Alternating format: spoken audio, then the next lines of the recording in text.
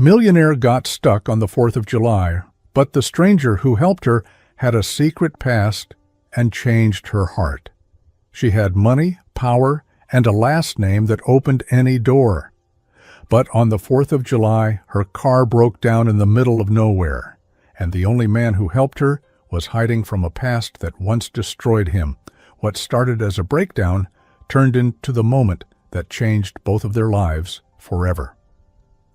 Before we continue, if you enjoy touching and inspiring stories like this one, make sure to subscribe to the channel and leave a like. Now let's get back to the story. Charlotte Bennett gripped the steering wheel of her black Mercedes as the wipers swiped furiously across the windshield. The summer storm had arrived out of nowhere, washing out the small country road she never meant to take. She sighed loudly. Great, of course. The GPS had rerouted her due to heavy downtown traffic caused by the 4th of July parade, a parade she had intentionally tried to avoid. All Charlotte wanted was silence. No fireworks, no social appearances, no forced smiles at cocktail parties with people she couldn't stand. But now, no signal, no Wi-Fi, no clue where she was. And then, as if the universe wanted to mock her further, the dashboard blinked red. Engine failure. The car stuttered, choked, and died. She sat there in stunned silence. Her hands trembled slightly, but her expression remained composed, just like she'd trained herself to stay. Never panic, never show weakness. She popped open the door and stepped out into the drizzle, careful not to let her heels sink too deep into the soft dirt beside the road. Her black blazer shielded most of her from the rain, but her long blonde hair clung to her face and neck. She raised her phone again, 1 bar, then nothing. She groaned. Looking around, she spotted a small sign at the edge of the woods, Whittendale, 2 miles. It was the first human-sounding thing she'd seen in 30 minutes. With no other option, she began to walk. 20 minutes later, soaked and exhausted, Charlotte pushed open the creaky glass door of a small gas station. The place looked like it hadn't changed since the 80s. Wooden shelves, flickering lights, a fridge humming in the back. There was only one man inside, kneeling near the back wall, restocking shelves with engine oil. He stood when he heard her steps. He was tall, late 30s maybe, wore a simple gray t-shirt and faded jeans. His dark hair was messy, and his eyes, they were quiet, watchful, a kind of stillness that made her pause. "You okay?" he asked, voice low but warm. Charlotte inhaled sharply, trying to maintain her composed tone. "My car broke down. I need a tow, or a mechanic." He wiped his hands on a rag. "Well, I'm both, depending on the day." She blinked. "Seriously?" he nodded. "It's the 4th of July. Most folks are at the lake or with family, but you're in luck. I'm Luke." She hesitated. "Charlotte. Charlotte Bennett." He didn't flinch, didn't blink, didn't say, "Oh, the Charlotte Bennett," like most people did. She wasn't sure whether to be relieved or offended. "I can take a look," he said, moving toward the door and grabbing a raincoat from the wall. "Where is it?" 2 miles that way." He paused. "You walked?" "There wasn't another option, was there?" she replied, folding her arms. Luke gave a half smile, not amused, not mocking, just curious. "All right then, let's get you warmed up first." "I'm not cold." He raised an eyebrow. "Your lips are blue." She glanced at her reflection in the foggy convenience mirror. He was right, but she didn't respond. Without waiting, Luke reached behind the counter, pulled out a blanket, and handed it to her. Then he poured something from a thermos into a paper cup. "Hot chocolate," he said.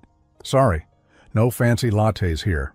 She took it, hesitated, sipped, and something about the warmth caught her off guard. 15 minutes later, they were riding in an old red pickup, splashing down the wet road. "I'm surprised this thing still runs," Charlotte muttered, watching the cracked windshield. "Yeah, it's not much," Luke said, "but it's honest." She turned to look at him. His profile was strong, and there was something still, like he carried peace in his bones, but also something heavy in his past. "So, what made you stay in a place like this?" she asked. "Don't you ever get tired of the quiet?" He smirked. "Funny, most people come out here for the quiet." "I'm not most people," she said. He glanced at her. "No, you're not." They reached her car, half sunk on the side of the road. Luke stepped out into the drizzle and opened the hood without a word. She stayed in the truck, arms crossed, watching him through the foggy glass. She wasn't used to people doing things for her without asking what they'd get in return. 20 minutes later, he climbed back into the truck. "Your alternator's done. I can fix it, but the part won't be here until tomorrow morning." Charlotte exhaled. "So I'm stuck here?" He nodded. "Afraid so." Her head fell back against the seat. "Perfect." "There's a small motel up the road," he said. "Nothing fancy, but it's clean." "And after that?" she asked. He shrugged. "You wait. Sometimes the best things happen when you're forced to stop." Charlotte almost rolled her eyes. "I don't have time for small-town philosophy." But Luke wasn't offended. He just looked out the window and said, "Then maybe that's exactly why you need it." Back at the station, while she was booking the last available room at the motel, Luke handed her a key. "To the pickup," he said. "If you need to get around, just return it tomorrow." She looked down at the key. "Why are you helping me?" He met her eyes. Sometimes strangers help because they remember what it feels like to be stuck. There it was again, that quiet sadness behind his gaze. She took the key. "Thanks," he nodded. "If you're still around later, we're having fireworks by the lake. Everyone shows up, even the stubborn ones." "I'll think about it." That night, after checking into the modest motel and drying off, Charlotte stood by the window in her room, watching the clouds break. In the distance, she heard laughter, music, and the first crackle of fireworks starting to bloom in the night sky. She picked up the truck keys from the table. She told herself it was boredom, just curiosity. But deep down, something had shifted, and she was already walking toward the door. Charlotte didn't know what she was expecting when she pulled up to the lake in Luke's old truck. Maybe a few kids running around with sparklers, a barbecue, loud country music. What she didn't expect was the way the place seemed to glow, not just from the bonfire or the flickering fireworks in the sky, but from the warmth of people simply being present.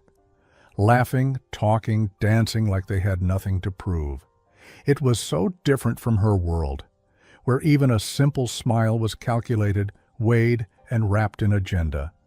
She stood by the edge of the crowd, arms crossed, unsure if she was intruding or invisible. "Thought you might come," a voice said. She turned. Luke stood beside her, holding 2 bottles of something cold. He handed her one. "Local root beer," he explained. "Best in the state. Some say the country, but that might just be Pete after 2 cups." She took the bottle. Their fingers brushed briefly. It was barely a second, but it sent a current through her spine she didn't want to admit. "I didn't think I'd stay long," she said quietly. He nodded. "You don't have to stay long. Just be here now." She glanced at him sideways.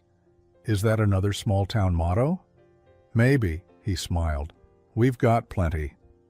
They stood there together in comfortable silence, watching a kid light a small firecracker and squeal as it popped into the air. Charlotte found herself smiling, not a performance smile, not the polished one she wore in boardrooms, but a real one, the kind that sneaks up on you. "So, you run this place alone?" she asked, sipping her drink. Luke shrugged. "Mostly. My uncle owned the station. I took over after he passed." "Did you always live here?" "No," he said, looking down at the grass. "I came here to disappear." Her eyes lingered on him. "Disappear from what?" He didn't answer, not right away. Instead, he looked toward the lake, where a group of teenagers was lighting floating lanterns. One by one they drifted into the sky, carried by the wind. "Sometimes," he finally said, "you make mistakes so big that you don't want anyone to recognize your face anymore." Charlotte watched his jaw tighten, just slightly. She wanted to ask more, wanted to push, but something stopped her. Maybe because she knew what it felt like, that weight of running, of trying to outrun a version of yourself you no longer wanted to be. "What about you?" he asked, turning the question back on her. "Why were you driving alone on the 4th of July?" She hesitated, then answered honestly, "Because I wanted to be somewhere else, anywhere else." He looked at her. "And now that you are?" She blinked. "I don't know. This isn't where I imagined I'd end up." He smiled, but it didn't reach his eyes. Funny how life works. Later that night, as the main fireworks began, Charlotte sat beside Luke on an old wooden bench facing the lake. The colors exploded above them, red, white, gold. Reflections danced across the water. She didn't speak. Neither did he. It was one of those rare silences that wasn't empty. It was full of unspoken things. Luke leaned back, his eyes still on the sky. "Do you remember what you wished for when you were 10? Charlotte let out a soft laugh. "10? I probably wished for a pony or a new piano." "Me?" he said. "I wanted to fly planes." She turned to him. "Really?" He nodded. "Joined the Air Force when I was 19. Thought I'd be in the sky forever." Her mouth parted slightly. "What happened?" Another long pause. "I got reckless," he said. "One mistake. Cost me everything." Charlotte's heart tightened. He didn't say it for sympathy. He wasn't looking for pity. He said it like a confession to the stars. "You don't seem reckless now," she said. "I'm not," he replied. "But back then, I thought I was invincible." She nodded slowly. "Yeah, I know what that's like." He looked at her, and for the first time all night, she felt completely seen.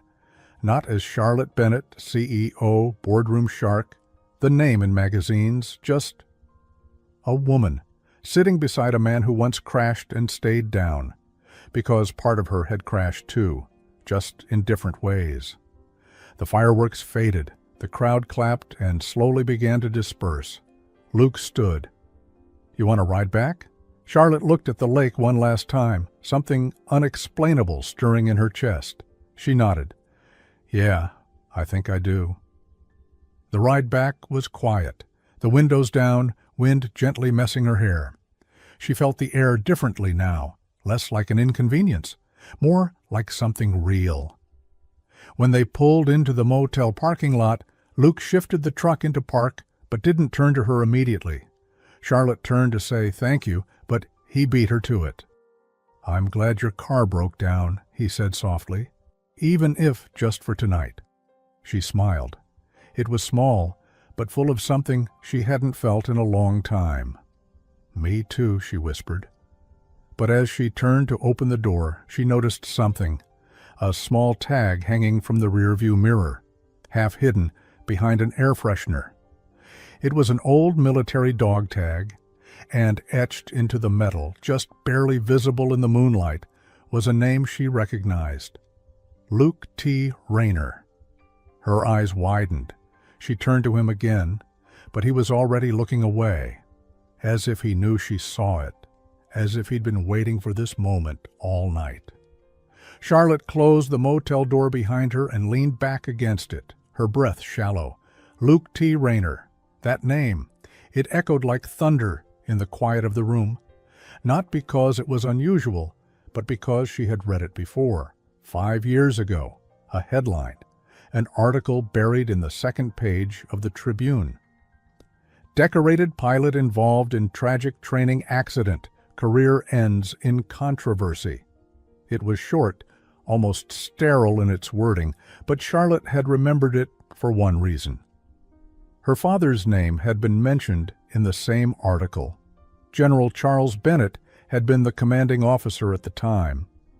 The report had quietly suggested that Luke Rayner's mistake cost a junior pilot his life during a training exercise, and that the military, needing someone to blame, had let Luke take the fall.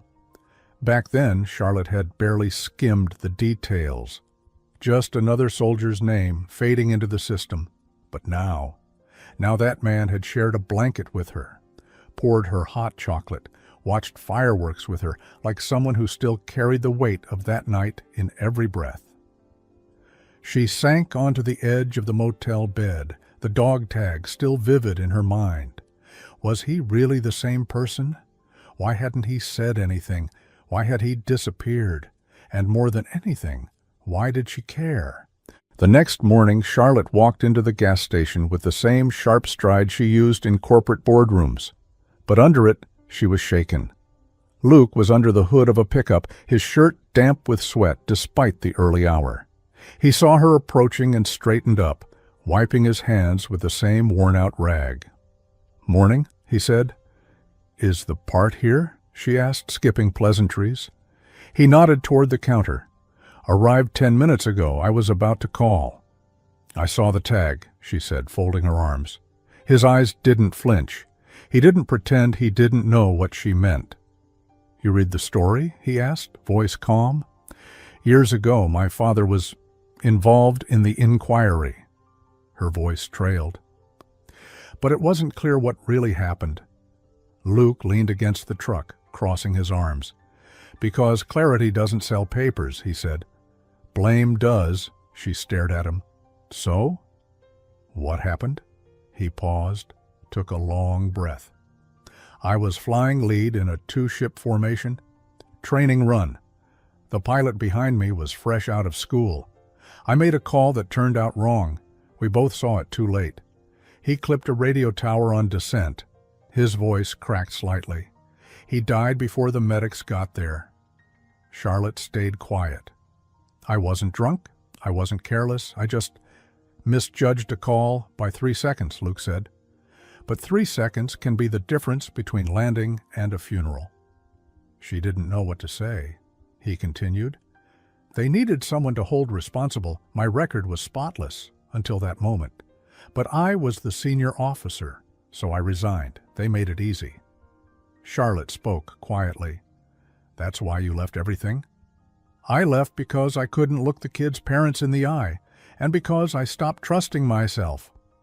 The rawness in his words wrapped around her chest like a vice. "I'm sorry," she said, and meant it. Luke nodded once. "Me too." Later that afternoon, while Luke worked on her car, Charlotte wandered through Whitendale. It wasn't even a dot on most maps, but now it felt familiar. She passed the diner where a teenager was helping his grandpa mop the floor. She watched a mother in an apron hand out peach pie slices from her porch. People smiled without agendas, talked without motives. It wasn't the life Charlotte knew, but it stirred something deep inside her, something she hadn't let surface in a long time. By the time she returned to the station, her car was parked outside, spotless. Luke stood by it, wiping the last of the fingerprints from the hood. "All set," he said. She swallowed. "How much do I owe you?" He shook his head. "You don't." "Luke, you paid with a conversation," he said. "That's more than most give." Her throat tightened. "You don't have to be the one always giving, you know." His gaze lingered on hers for a moment too long. "I know," he said softly, "but sometimes when you've taken something from the world, the only way to live with it is to give back, piece by piece." Her chest ached. She reached into her purse, pulled out a business card, and handed it to him. "If you ever want to leave here, if you ever want a job, or just someone to talk to, call me. I'm not always good at being available, but I'll pick up for you." He looked down at the card, a flicker of surprise in his eyes. He nodded, but didn't say anything. She got into the car, closed the door. But she didn't drive away. Luke stepped back, gave a polite smile, and then, without thinking, she opened the door again and stepped out, walked up to him, and hugged him. No words, no drama, just held him for a second longer than necessary. He froze, then slowly wrapped his arms around her. His hands rested gently on her back, like he was holding something fragile, something important. When they pulled apart, her eyes were glassy. "So this is goodbye?" she asked. Luke gave a faint smile. "Only if you want it to be." She looked at him, and for the first time in years, didn't know the next move, the next strategy, the next win. So instead she said, "I'll come back." And then, without waiting for a response, she got into the car and drove down the road, and not faster this time, but slower, like someone who wasn't just escaping anymore, but thinking about coming back. But what she didn't see, as she turned the corner and disappeared, was Luke standing still in the driveway, holding her business card like it weighed 1,000 pounds, and staring at the phone number on the back, because what she didn't know was that he already had it memorized. 4 days later, Charlotte stood outside her office window, 21 floors above downtown Chicago. The view stretched over the city she used to command, steel towers, blinking lights, rivers of traffic, but it felt muted now. She stared at the phone on her desk. The same business card she'd given Luke sat beside it, her own name staring back at her in gold print. She had called no one since coming back, not her assistant, not her friends, not even her father, because none of it seemed urgent anymore. That morning she had canceled 2 meetings without explanation, and just before noon she picked up her keys and walked out. She didn't text him, didn't warn him she was coming. Charlotte just drove, back down the same road, past the same quiet trees, the same forgotten signs. Whitendale was exactly as she'd left it, timeless. The gas station stood there, blinking its old red and white sign in the afternoon light. The same country song hummed from the speaker above the pump. The air smelled like fresh oil and pine. Luke was under a car again, always working. She parked beside the shop, got out slowly. He looked up. His face didn't shift right away, but his eyes, they changed, just for a second. "Didn't expect you back so soon," he said, standing. She gave a soft smile. "I told you I would." "Yeah, but I thought that was just polite goodbyes." "I don't do polite lies," she replied. Luke wiped his hands. There was a silence, but it wasn't uncomfortable. It was full of unspoken things. "You want to talk inside?" he asked. She nodded. Inside the shop's small office it was cooler, quiet. Just the hum of the old fan and the faint ticking of a wall clock. Luke handed her a cold drink. She didn't even look at the label, she just held it. "I left because I thought I was suffocating," Charlotte said. "But now that I'm back, I feel like I can breathe here." Luke sat across from her, said nothing, just listened. "I used to think success would fix everything," she went on, "the titles, the parties, the power. But it didn't." "No," she said quietly. "It just made me feel more alone." Luke nodded slowly. "People think being needed is the same as being loved. It's not." That hit her deep. "You're not just some mechanic, Luke. You're more than this town knows." He looked down. "That was the problem. I used to need people to know. And now? Now I just want peace." Charlotte looked at him for a long moment, then stood and crossed the room. "I came back because I think you're part of the peace I've been looking for." She didn't reach for him, didn't move closer than a few feet, but her voice was open in a way it had never been before. Luke swallowed hard. "You don't know me, Charlotte." "I know enough," she said. "I know what you carry, and I'm not scared of it." He looked at her then, really looked, like he'd been holding back hope for years and didn't know if it was safe to let it out. Then he said, voice low, "I've been waiting a long time to hear that." Later that evening, they walked down to the lake again. No fireworks this time, just the sun beginning to dip, and the sky turning soft shades of amber and blue. Luke kicked off his boots and walked barefoot along the edge of the dock. Charlotte hesitated, then followed. They sat at the end, legs dangling over the water. "You know," she said, "I haven't done this since I was a kid." "What, sit still?" "No," she smiled. "Let someone see me without armor." He leaned back on his elbows. "I like what I see," she laughed. "You barely know me?" "Then let me." The quiet between them was full of something new now. Not tension, not uncertainty, but invitation. He turned his head toward her. "Why don't you stay?" Her breath caught. "Stay? Not forever," he said. "Just a little longer. Long enough to stop running." She didn't answer, but the idea didn't scare her. For the first time in years, she didn't want to be anywhere else. That night, under a blanket of stars, Charlotte looked up and whispered, "I used to think the universe was cruel." Luke glanced at her. "And now? Now I think maybe it just knows what we need before we do." He reached for her hand. This time, she didn't pull away. But as peaceful as it was, the story wasn't done. Because the next morning, as they walked back toward the shop together, a black SUV pulled up outside the station. And when Charlotte saw the man who stepped out, gray-haired, uniformed, and flanked by two assistants, her heart dropped. Her father, General Charles Bennett. Charlotte froze. Her father hadn't changed. Same stiff posture, same clipped walk, same cold stare that had commanded entire squadrons and silenced every room he entered. Luke stood beside her, eyebrows tightening just slightly. General Charles Bennett didn't look at him, not at first. He walked straight to Charlotte, lips tight, voice sharp with disappointment. "Charlotte, you've ignored every call, left without clearance, and now I find out from your assistant you're hiding out in a gas station?" Charlotte straightened her back but didn't respond right away. She saw it clearly now, how his presence used to shrink rooms, how she had learned to make herself smaller just to survive it. "I wasn't hiding," she said. "I was breathing." He scoffed. "You abandoned your responsibilities." "I took time for myself."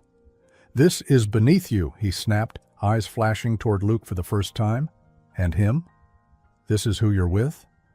Luke didn't move. His hands remained relaxed at his sides, but his silence was iron. Charlotte stepped in front of her father. "Stop." Her voice was calm, firm. "You don't get to walk into my life and try to control it again." He narrowed his eyes. "You're making a mistake, Charlotte." She shook her head. "No, I made a mistake letting you run my life for the last 30 years. A beat of silence stretched between them like a drawn line. "You raised me to be a soldier," she said, "but I'm not at war anymore. Not with myself, and not with you." Charles took a breath, almost as if considering his next move. But then, for the first time, he turned fully toward Luke. "You cost a boy his life," he said coldly. "And you were lucky we didn't bring formal charges?" Luke met his gaze, steady, unafraid. "I know what I lost," he said. "I've carried it every day since. You should have disappeared for good." "I did," Luke said, "until your daughter reminded me what it feels like to matter again." Charles flinched. Not visibly, but Charlotte saw the crack. Luke continued quietly, "You can judge me, General. You can question my past, but I'm not going to apologize for being here or for caring about your daughter." Charlotte's heart thudded in her chest. Her father looked between them, his jaw clenched. But for once, he had no order to bark, no rank to lean on. Without a word, he turned and walked back to the SUV. The door slammed shut behind him. Charlotte stood there, arms stiff at her sides, her breath shallow. Luke gently stepped beside her. "You okay?" She didn't answer right away. Then, softly, "I've been waiting my whole life to say those words. I didn't think it would feel like this." He tilted his head. "Like what?" "Like losing something and finding something better at the same time." They sat on the old bench behind the shop that afternoon. The sun filtered through the trees, Neither of them said much, until Charlotte broke the quiet. "He was never going to approve," she said. Luke didn't reply. He didn't need to. She already knew. "I think that's why I chased all the wrong things," she added. "Because I was always trying to win his approval, and now I don't want it any more." Luke looked at her. "What do you want?" She turned to him. "You." His lips parted. She continued before he could speak. "I want the version of me that showed up here soaked in rain, furious, tired, and lost. Because that version found something real for the first time." He reached over slowly, brushing a strand of hair from her cheek. "Then stay." Charlotte nodded, tears pressing at the corners of her eyes. "I'm trying," she whispered, "but staying scares me more than leaving ever did." Luke leaned in, forehead almost touching hers. His voice was barely a breath. "Then let's be scared together." That night, they walked by the lake again. No fireworks, no crowds, just 2 chairs and a world that finally felt honest. He held her hand gently, like a promise. "I was done with the world when you found me," he said. She looked at him, heart full. "Then maybe we're both just starting over." But as the wind picked up and the moon rose, Charlotte's phone vibrated in her pocket. A message from her assistant. "Urgent! Your father is threatening to cut ties with the company. Wants your resignation from the board if you stay in Whitendale. Deadline is midnight." Her stomach dropped. Because even as she'd found peace, the world she left behind had come to collect its price. Charlotte stared at the message glowing on her phone screen. Her father's threat was crystal clear. Leave Whitendale by midnight or lose everything.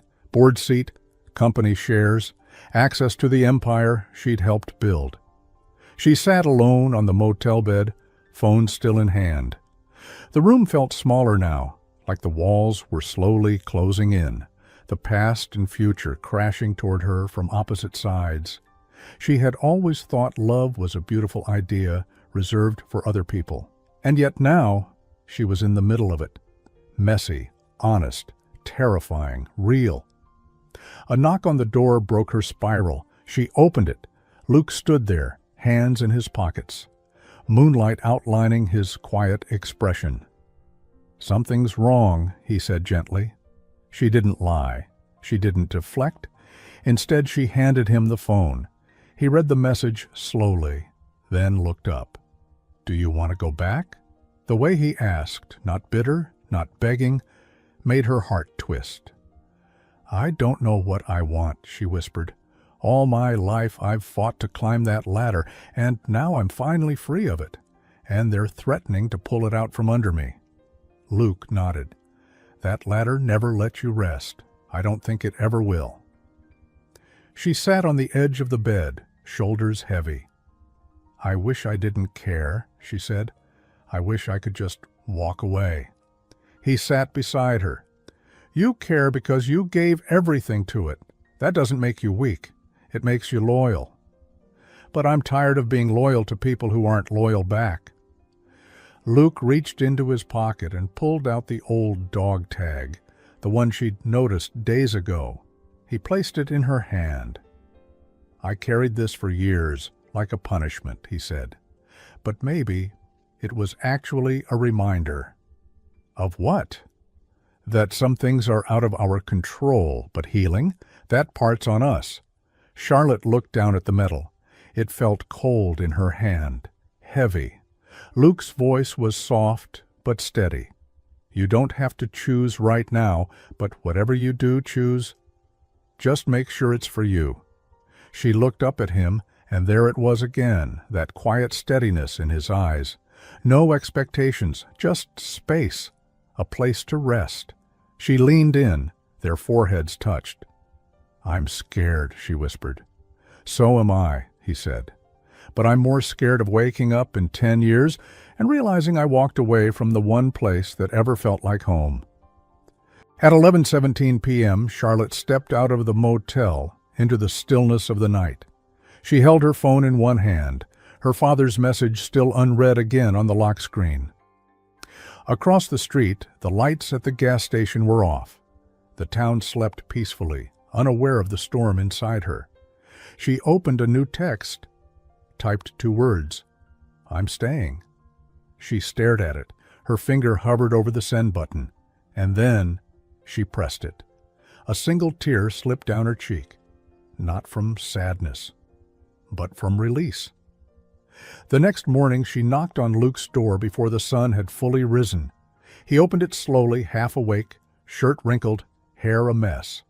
She was holding 2 coffees from the diner and a bag of cinnamon rolls. "I thought you hated small-town breakfasts," he said, blinking. She smiled. "Turns out I just hated being alone." He pulled the door wider. "Come in." She stepped inside, set the coffee on the table, sat on the worn-out couch. "I sent the message last night," she said. "Told him I'm staying." Luke blinked, then slowly sat beside her. "How do you feel?" She thought for a moment. "Like I just burned a bridge," she said, "and for the first time in my life, I'm not looking back." He took her hand, slowly lacing his fingers with hers. Then, welcome home. For the next few days, Charlotte stayed. She helped him clean the station, ate breakfast at the diner, took long walks by the lake without makeup, without a plan, without a need to prove anything.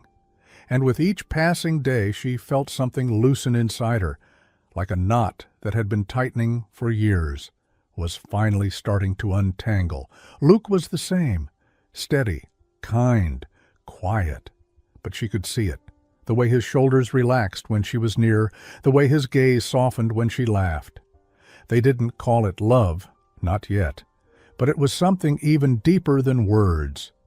On the 7th day, she woke up to find a note slipped under her door. "Come to the lake. I want to show you something. L." She smiled and threw on a sweater. The early morning air was cool, crisp. When she reached the dock, Luke was standing at the edge, holding something wrapped in cloth. She walked to him, eyebrows raised. "What is it?" He handed it to her. She unwrapped it slowly. It was a carved wooden box, delicate, beautiful, polished with care. Inside, her business card and his dog tag, side by side.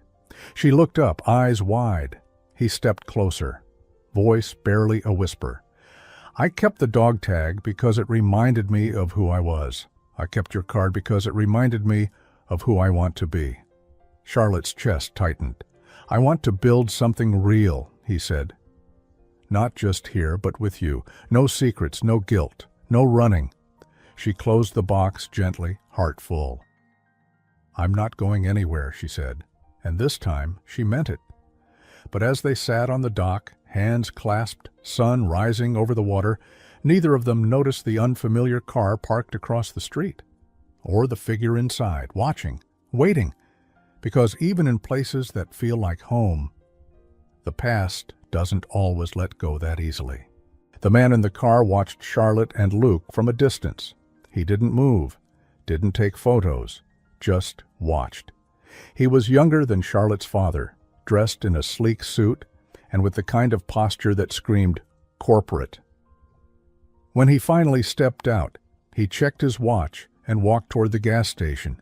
Inside, Luke was changing a tire while Charlotte organized receipts behind the counter, laughing at how bad he was at bookkeeping. The bell on the door rang. Charlotte looked up. The smile vanished. "Thomas?" Her cousin stepped forward, eyes cold. "Nice place you've got here. Rustic." Luke stood slowly, wiping his hands. "You know him." Charlotte nodded once. "Family." Thomas didn't offer a handshake. He placed a folder on the counter. "Uncle Charles gave me full power of attorney after your little rebellion. That includes your trust. The board voted this morning. It's done." Charlotte picked up the folder and scanned the top page. She didn't even flinch. "So I'm out," she said. "You walked away," he replied. "We just made it official." She looked up, calm. "Then why are you here?" Thomas hesitated, then stepped closer.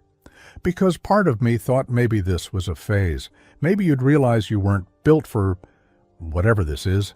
Luke narrowed his eyes, but he said nothing. I mean, come on, Char, Thomas went on. This guy, this town, it's not you. You don't know me, Charlotte said, voice even. None of you ever did. Thomas chuckled. Well, I hope love buys you health insurance.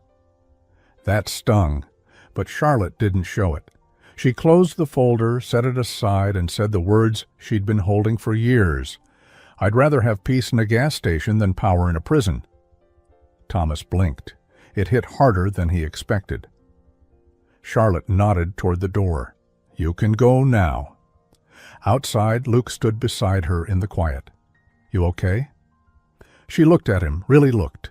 The lines around his eyes, the scar just above his eyebrow, the way his chest rose and fell, steady and calm. Yeah, she said, I actually am. That night, the town held its annual fireworks without noise tradition. Paper lanterns by the lake, floating candles, silent sparklers.